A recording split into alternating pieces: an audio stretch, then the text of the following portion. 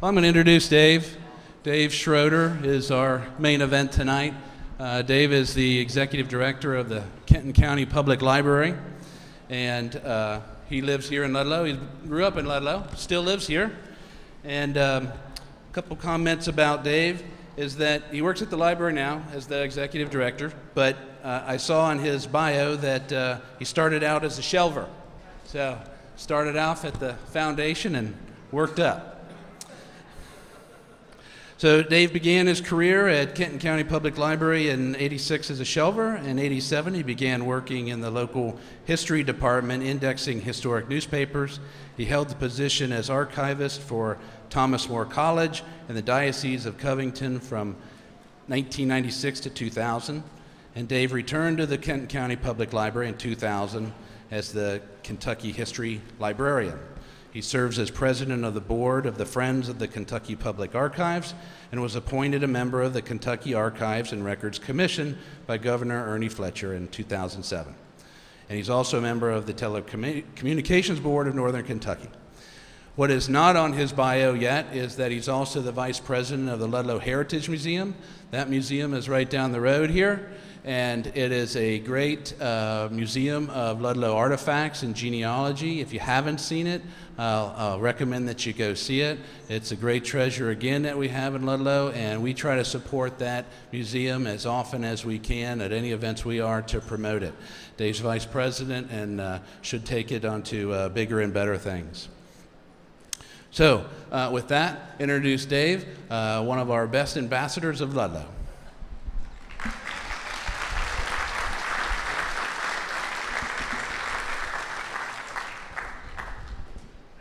How is everybody tonight? Good. They always told you never to follow children or animals. I've never followed a circus act, but it's going to be hard to top. But I will do my best. Everybody can hear from back in the back? Okay, if you can't, just raise your hand. And I'm having trouble seeing you from the light, but if you're having trouble hearing me, raise your hand. We're going to talk a little bit about the history of the Ludlow Lagoon Amusement Park. Who knows anything about the lagoon? Okay, very good. I can tell you as a kid, we were all over that property. Spent a lot of time down there, and we're going to see some things that still remain and see a lot of things that are gone. This is a picture of the amusement park when it was in its heyday. And to give you an idea of basically where it was, this is the entryway, which is on Laurel Street between Park and Deverell. So if you know where Laurel Street between Park and Deverell is, that is where that is located. And if you look on the hill right here, anybody know what that is on the hill? The old St. Boniface Church. So you're looking in that direction. So that's pretty much where you are.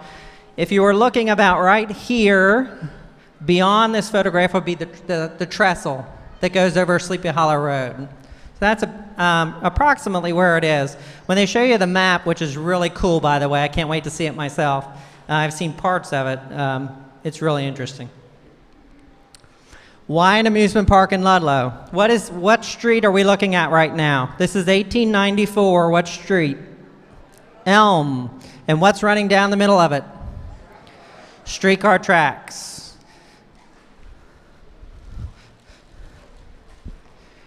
Highway Avenue was constructed through Ludlow and opened in September of 1894. How did you get to Covington before then? River Road, which is still partially there.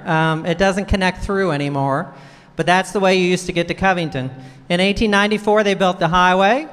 We just call it the highway in Ludlow, right? People say, where's Ludlow Highway? And I just say the highway. But the streetcar company, the owners of the streetcar company were actually the financial backers behind the lagoon. Why do you think that is the case? What was at the end of the Fort Thomas streetcar line? The fort. What was at the end of Rosedale? The Rosedale line. Rosedale Park. What was the end of the Bellevue-Dayton line? Tacoma. They wanted something at the end of the Ludlow line because they wanted to get ridership going to Ludlow, not just people going back and forth to work, but they wanted to get other people coming down using that line.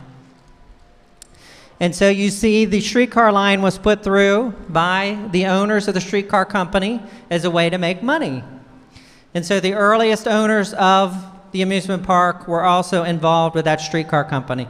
This is a picture of the city of West Covington and the city of Ludlow and the city of Bromley in 1883. You'll see Ludlow pretty much ends at Adelia Street or Adela Street. If anybody says Adela, they're not really from Ludlow, right? Although it's spelled Adela. You'll see here, this creek running through is Pleasant Run. It's called the Pleasant Run Creek. It still runs through the property today. The idea was, in 1884, we had one of the largest floods up till that time, and water backed up from the river into that valley, and it formed a temporary lake. And so J.J. Weaver, who was the city engineer of Ludlow, saw that lake and saw money. So he approached the members of the streetcar line and said, this is a great place to put an amusement park. So look at you'll see the creek emptying out right between Ludlow and Bromley there. By the way, there was a toll bridge over that stream. You had to pay to get to Bromley, or if you wanted to go from Bromley to Ludlow, you had to pay. This is a little bit later. You'll see the streetcar track is the dark line, so it's following the new Highway Avenue. It's coming down Elm. It's making the corner. Where did it make the corner? Right by Bullock Funeral Home, where that odd-shaped building is there. The wedge-shaped building. It crossed over there, went into Oak, came down, made a loop down Park, went to the entrance, made a loop back, and went back. And so that's how they were getting people to the park. So you'll see Park Avenue in particular developed in the West End much earlier than, say, Stokesay, Deverell, Ludford. Those came a little bit later. But you'll see how large the lake was at that time. This is about 1915. And so the lake was about 85 acres. It was anywhere from 5 feet deep to as much as 25 feet deep. So it was a very large lake.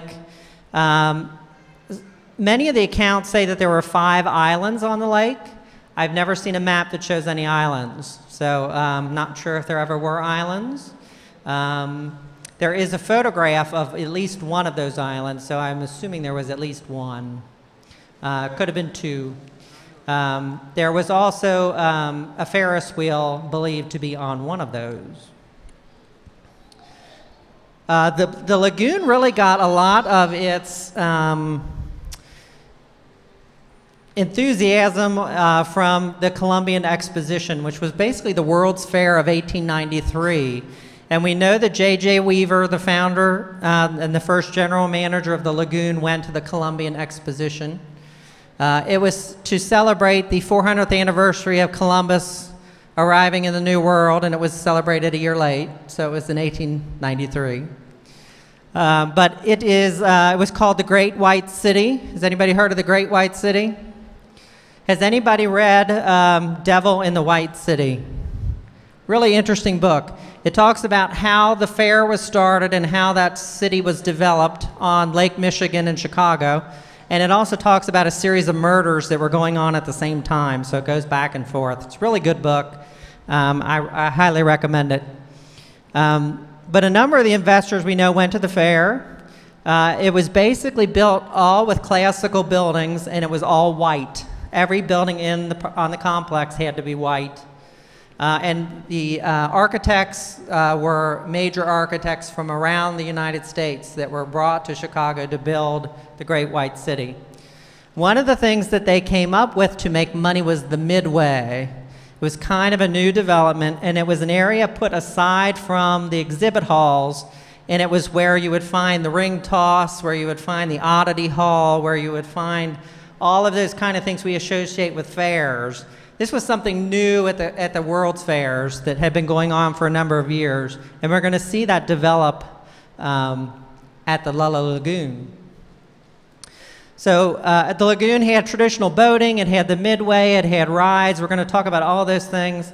One thing I like to point out is the architect for most of the main buildings was John Boll, B-O-L-L. You will find many of his buildings in Ludlow. He was a prolific architect in northern Kentucky. Probably his largest building still standing in town is St. Boniface Church at Adelia Church, although it was primarily destroyed by the 1915 tornado, but it was rebuilt. He's also known for building the Carnegie Library, so the first library on Scott Street that's now called the Carnegie. He was the architect of that building as well, but many others in northern Kentucky, and I know Patrick Snaden has been doing some research on him and finding lots of his designs throughout northern Kentucky. So here we are at its heyday. You'll see the lake was a huge attraction. It was only open in the summer, so they took advantage of the lake. Of course, this is before air conditioning. It opened May 18th, 1895, so this is the start of the actual amusement park. The lake had opened the year before for boating and swimming. 1895 is the year it actually opens as an amusement park. You'll see some of the major buildings here. The building here is the boathouse. Right beyond it is a bathing beach. This is the dance hall. This is a ride we're going to talk about in a few minutes. Several other rides over there we're going to talk about.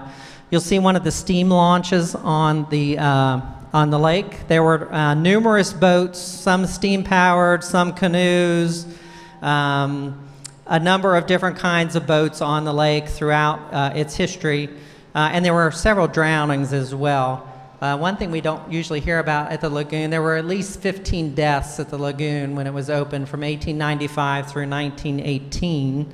Some were drownings, 10 were from one particular event we're going to talk about in a minute. Just to show you a few things, the top picture there is the back of the clubhouse. That was facing the lake. Still there at the corner of Park or Lake and Laurel, and it's being slowly renovated back to what it once was. The bottom corner is the original front entryway. So you'll see they did put a lot of money into this property. It was a major attraction in Greater Cincinnati. In the summer, on warm days, there was a streetcar that left Fountain Square every 5 minutes heading for the lagoon. We do know that at times there were up to 25,000 to 30,000 people there on any given night. It was drawing huge numbers, and it was outside of the city of Ludlow. I know there's probably a councilman or a former council person in here. One of the things the city wanted to do for many years was to annex the lagoon. Why? They wanted to tax something, beer revenue. They eventually annexed the property, but after the park was closed. You'll see the boathouse, which was very popular. That's at the top picture. There were, again, many boats that were bought from the Columbian Exposition. They were bought after the Columbian Exposition closed in Chicago and brought to Ludlow. The bottom part shows the bathing beach, which doesn't look like a whole lot of a beach to me, but if you're hot and it's in the middle of the summer and you could get in the water, it was, I'm sure, a good relief. You can see in the background the hill there that's going up towards Devou Park. So we're in this picture, we're looking towards Devou Park on the bottom there. These color pictures are actually hand-painted postcards. So the original postcards taken as photographs and then hand-tinted by an artist and sold, most of them actually at the lagoon. It's a close-up of the boathouse, and you'll see the different kinds of boats. One of the more notorious drownings was a couple who was out on the water. The boat tipped over, the woman was completely soaked, and in those days, of course, they were wearing multiple layers of clothing. She was dragged under and drowned. The man went in after her. He was also drowned. It was a shock to the city of Ludlow because these two people had drowned, but also because they were both married to other people.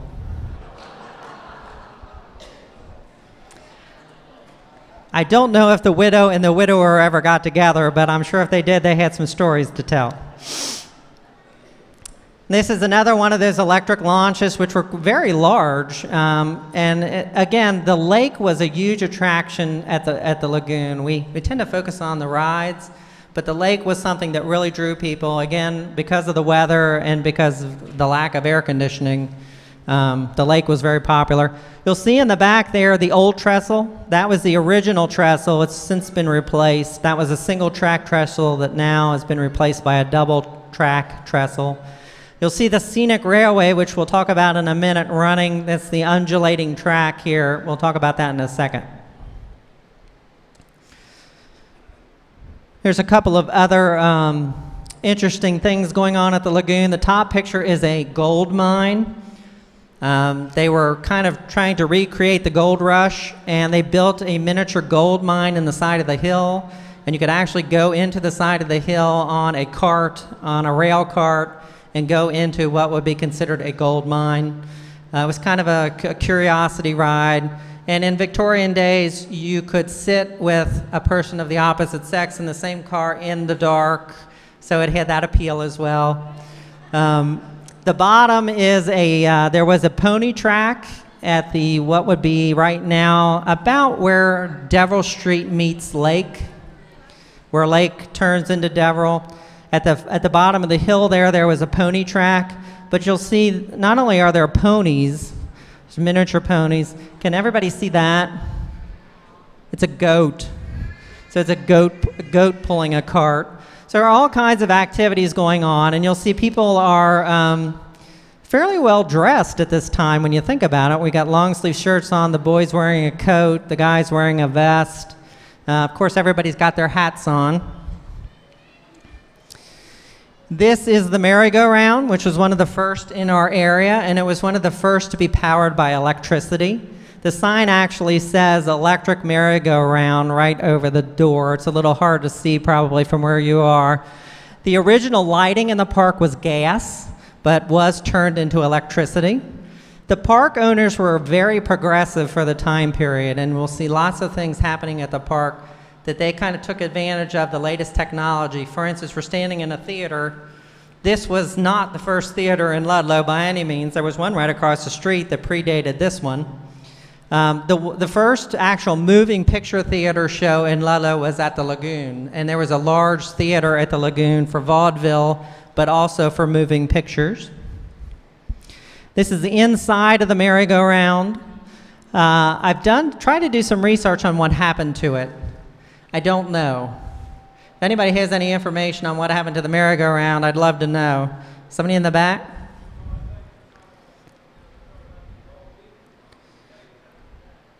Okay.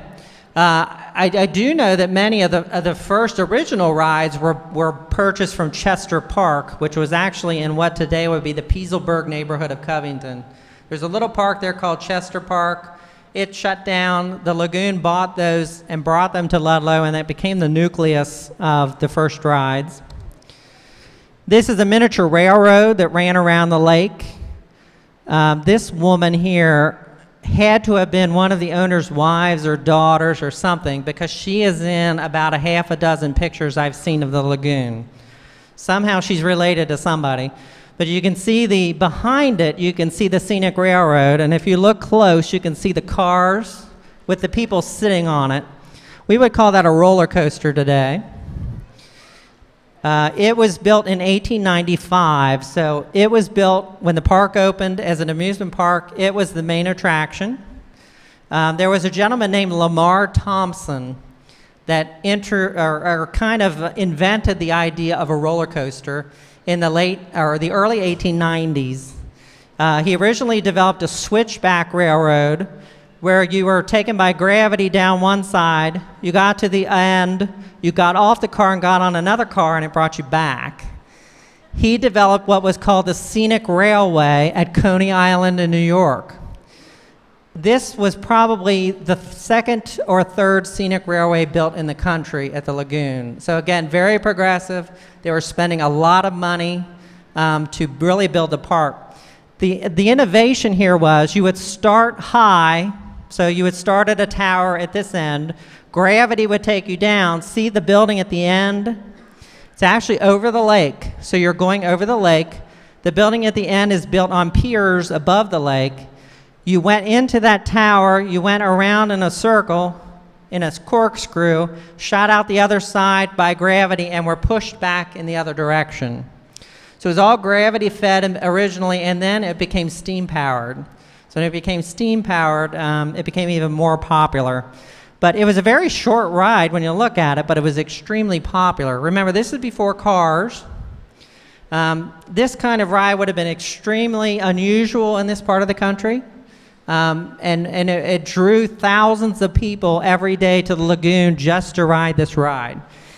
By the way, you paid an entrance fee at the lagoon at the very beginning, and then you paid for each additional thing that you wanted to experience. So if you wanted to go on the scenic railway, you paid a little bit extra to go. Eventually, they paid one fee like at Kings Island where you pay and you got to do everything. But at the beginning, it was whatever you wanted to do, you paid a little bit extra for. It's another good view of the scenic railway, and you can see the one route going this way. At this end, you would go into the building, and then you would shoot out and come back the other, and you can see the cars making their descent right here. And then you can see the old trestle in the background. Again, very popular ride. This thing drew people from all over the Midwest. And when we look at what happened with one of the great tragedies in the area at the lagoon, we'll see how many people were actually from Ohio that were coming to the lagoon. It was drawing large numbers of people, not just from northern Kentucky, but from throughout the region. This is the chutes, they called it. It was invented by Paul Boynton, who was also built the first one at Coney Island in New York. It was so successful that he started trying to sell them throughout the country. The lagoon was one of 5 places in the world that had this ride. Again, it was gravity fed. The boat would be pulled up on one side on a chain. You would get up to the top, the people would get on, and then you would just slide down in a boat. So you'd slide down that route. Right before you hit the water, it hit a little hill. So you would skip up this hill and then skip across the water. They would then pull you back, pull you up back up the hill, and you'd start again. The problem was the little tilt at the end made it very dangerous. Lots of accidents on this ride. You'll see in many pictures it's there. A couple of years later, it's gone. It became a liability, and so they got rid of it. They spent thousands of dollars to build this thing, by the way. What was the ride at Kings Island that never quite made it? The Bat. It reminds me of the Bat. It was an experimental thing that never worked. And so it was eventually taken down. But what is this ride the forerunner of now if you go to an amusement park? Log flumes. So if you think of a log flume today, this is kind of the precursor of a log flume. Paul Boynton, who invented this particular ride, also did water shows, he and his wife. And they did many seasons at the lagoon. They would climb a platform that was up to 80 feet high and do dives into the water.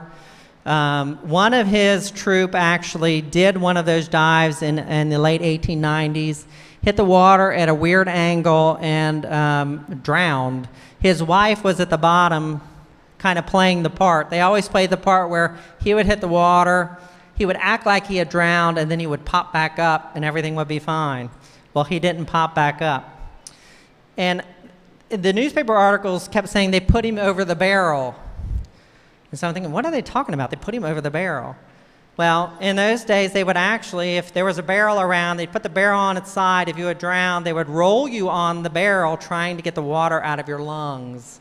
So if you ever hear rolling over the barrel, that's what they were talking about. Balloons were a big thing at the turn of the century, and Ludlow Lagoon also benefited from that. Several hot air balloons were purchased, and you could take rides. We have some wonderful photographs of northern Kentucky taken from these balloons from 25, 30, 40, 50 feet off the ground. Some of Ludlow Most of the rides went west, so we have some really good ones of rural Villa Hills, rural Crescent Springs area. There's another one high above the scenic railroad you see right there at the bottom, and the trestle again at the top.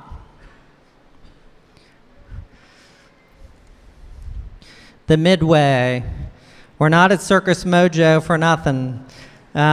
This talk really does tie into what's going on here. The performing arts were a part of what was going on at the Midway at the Lagoon. You know, they had the food, of course. Anybody know what they're doing? Look what's in their hands. They're long sticks and there's rings on them. See those individual rings? It's a ring toss. There was a Midway that ran behind the lagoon, that ran almost the entire length of the lagoon, that had everything from ring toss. They had an Edisonia display, meaning that they had about 50 inventions that Edison had developed. And they were on display, and that you could actually go in and see the new things that Thomas Edison had developed. You had a question? Yeah, what are they tossing for soda pop? What are they tossing? I don't know. I can't tell what they're throwing the rings at. I know what they are. What are they? They're knives. They're knives. Yes, they are knives. You're right. Back in the day, kids would just go down and ring toss, and then they'd get a knife. How about that? And you know what's right here? What's that? A gun. Yep. There's one there, too. So I guess you could win a gun or a knife. Very cool.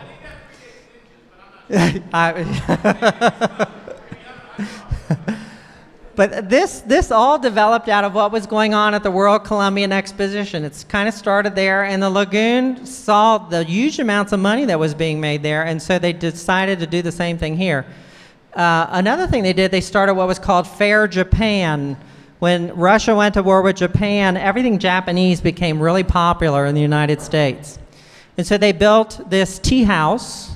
They brought geisha girls from Tokyo. They actually brought them into the lagoon each summer, usually about 5 to 6 of them, who served tea. They also brought in Japanese porcelains and other prizes and things that you could win at the Fair Japan. During the Japanese-Russia War, again, they brought in boats that they had on the lagoon, and they did these mock battles between 2 different kinds of boats using fireworks. During the Spanish-American War, on one of the islands, they built what they called a Cuban village, and they brought a family from Cuba. I'm not kidding. They brought this family from Cuba that had been exiled from the war. They had been driven out of Cuba because of the war. And they put them on this island. They built them a hut. They kind of developed a farm around them. And you could actually go out on a boat out to the island, and it was kind of like a living history exhibit. You could see how people in Cuba lived, supposedly. I kind of see these people as being on display in a kind of weird sort of way, but I guess if you're out of the war zone, you were grateful to be out of the war zone. They also had an oddity display on the Midway, so you could see all kinds of human oddities. You could see animal oddities. There was an article in the 1930s where they thought they had found a dead body at what was the lagoon, and they had discovered that it was just a preserved body that had been left over from the oddity display. When the park closed, they just demolished it.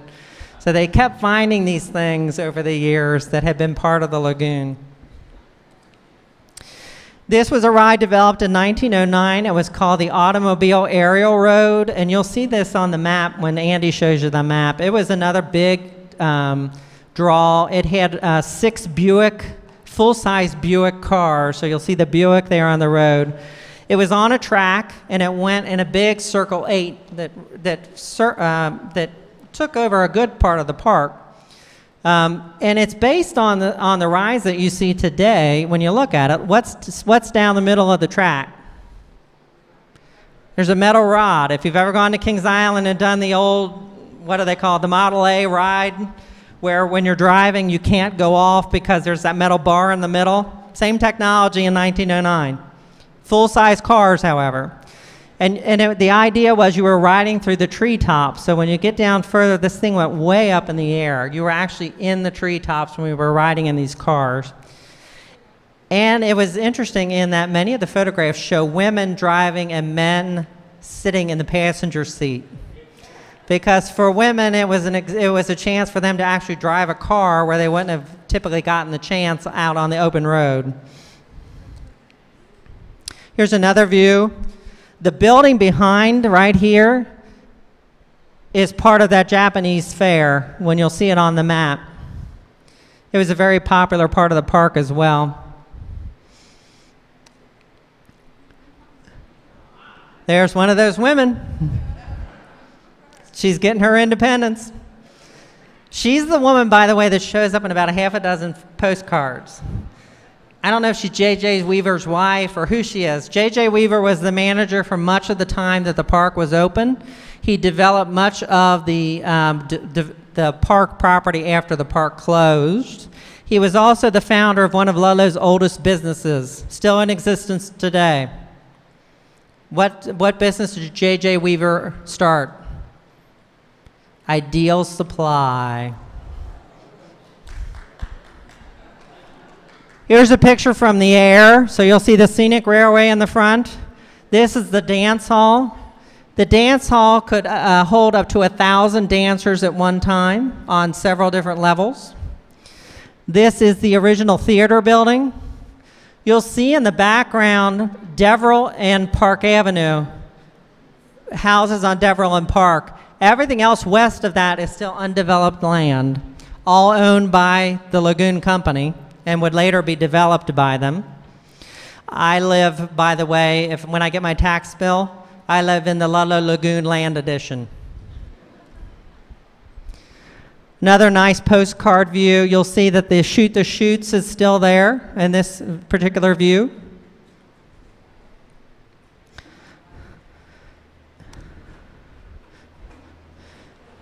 In 1912, 1913, they built what's called a Motordrome.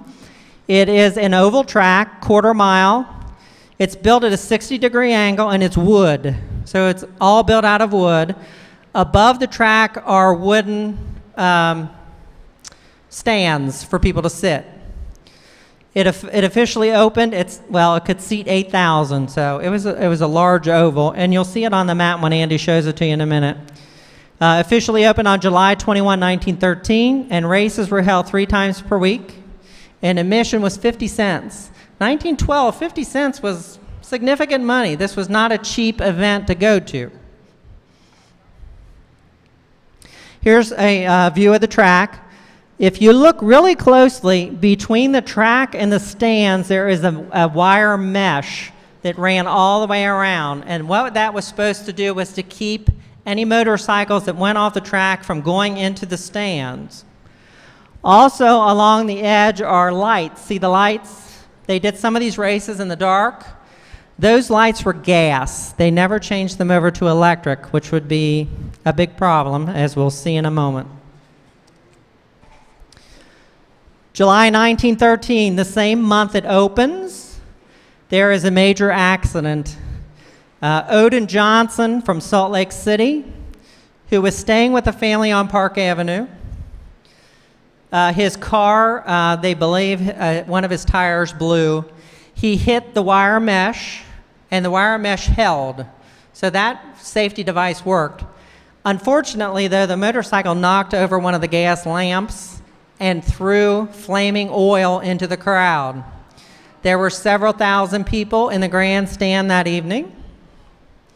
This is one of the depictions from the Kentucky Post, and you'll see it's basically the Grim Reaper. He's holding a fork full of deceased people, and you'll see the motorcycles around in the bowl. Can you see what the bottle says? Speed Madness. There were. This is the youngest victim. His name is Charles Davis Jr. He lived on Park Avenue. The report said that his mother was with him. His father worked on the railroad. And the story in the paper that was consistently told from the day after the tragedy, his father was coming into Ludlow. He was approaching the trestle. He got this weird sense that something was wrong. And he looked towards the lagoon and he saw a flash of light. He jumped off the engine, ran down to the lagoon. He knew his wife and son were there.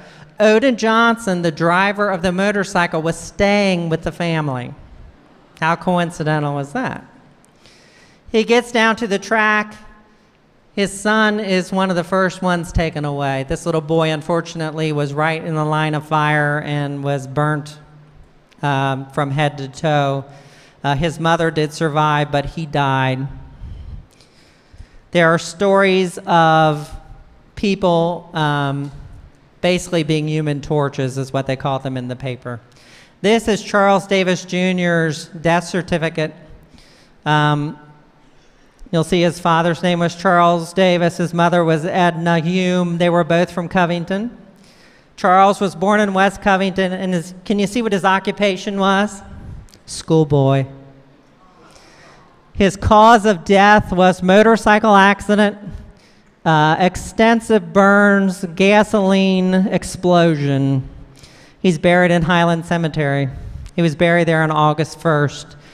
Many of the victims were taken to local homes. Others were taken to St. Elizabeth Hospital, which at that time was on 11th Street, 11th and Madison. If you know where Wadsworth Electric, the old Wadsworth Electric building is, at Madison and 11th, that used to be the site of St. Elizabeth Hospital. So many were taken through Devou Park to the hospital. We have the hospital records at the library. We have the original set, the handwritten records kept by the sisters who were working there, and they kept detailed records on everybody who came from this accident. And so most of the deaths occurred at St. Elizabeth. This is another ad or another newspaper article that ran in the Post. You'll see killed 10, injured 15. The injured rate actually went up much higher than 15, but 10 actually did die that we know of and that we can verify. The records were not really as well kept as one would think during this time period.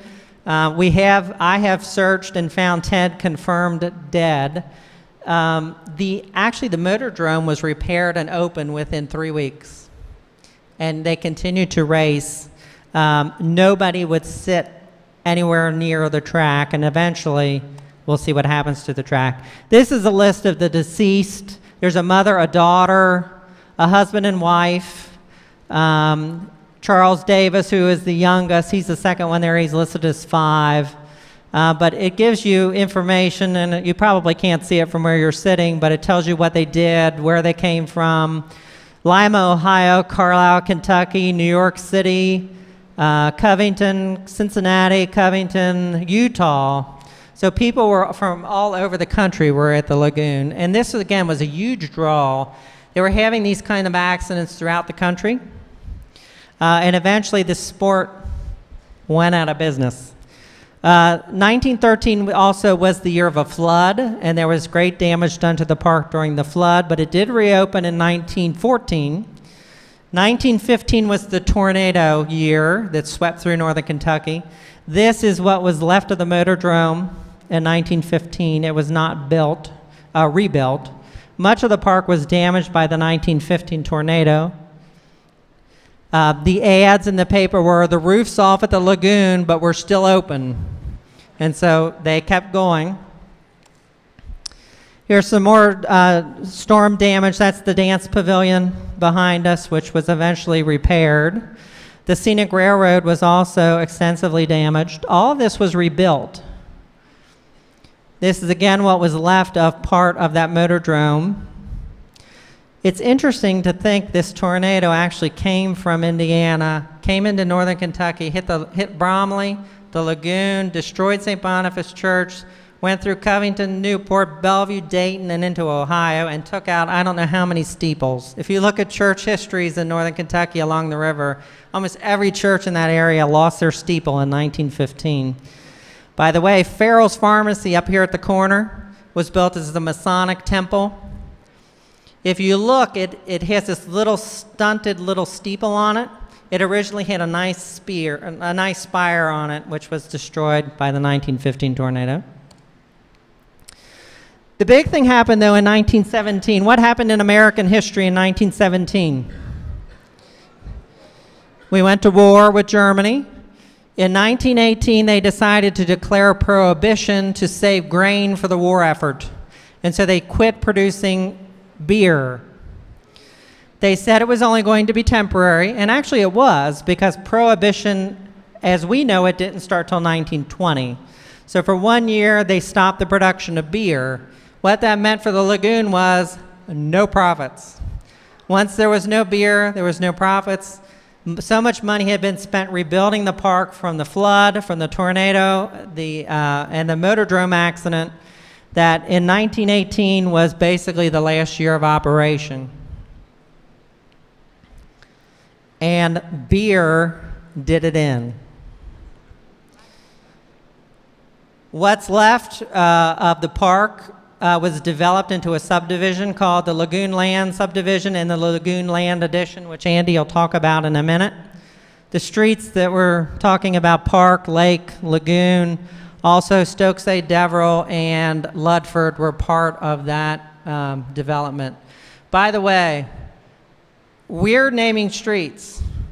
Deverell, Stokesay, Ludford. Anybody know where they come from?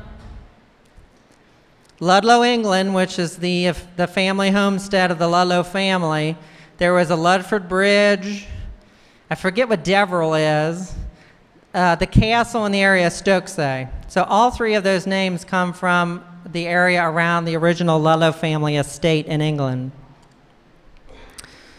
This is one building that's still left, the clubhouse. The clubhouse was the dining hall, basically. There were chefs brought in every summer, usually from New York or Chicago, to provide food for the guests. Common guests, everyday guests, ate on the Midway. If you wanted fine dining or dancing and you didn't want to be with the rabble, so to speak, you went to the clubhouse. This is where you went dressed up. This is where you went out for a night of fine dining and dancing. The Royal Hungarian Orchestra actually played on the front lawn of the clubhouse. It was so famous. Framondi's band also, which was, he was one of the mentors of Sousa, you know, Mr. Sousa of great American band fame. Framondi played at the Lagoon many seasons as well. This building is at the corner of Deverell and Lake, where Lake wraps around. This was the original caretaker's house. So the caretaker who was in charge of keeping the grounds clear and clean, this was his family home. The upper picture is of one of the original caretakers, his wife, and their baby sitting on the front porch. And you'll see the front porch is remarkably the same. The only difference is they've cut out, that used to be on a much flatter land. When they built the subdivision, they cut out much of that area and brought down the level of the street. So that's where I finish. Any questions? Yes. What happened to the driver in the accident? He had a crushed skull. He was taken originally to the Davis house on Park Avenue. It was decided very quickly that he needed attention from a surgeon. He was taken to St. Elizabeth and died at St. Elizabeth. His wife was actually taken there as well. She was at the event. She was not injured. She eventually, she stayed at the hospital actually for 2 days. They could not get her out of the hospital. She was so distraught. They put her in a room for 2 days and sedated her for 2 days. But the driver died within about 5 hours. He did not last very long. The only thing they wore for protection were leather helmets, similar to what maybe a football player of that era would have worn. So the head was particularly vulnerable in those kind of accidents.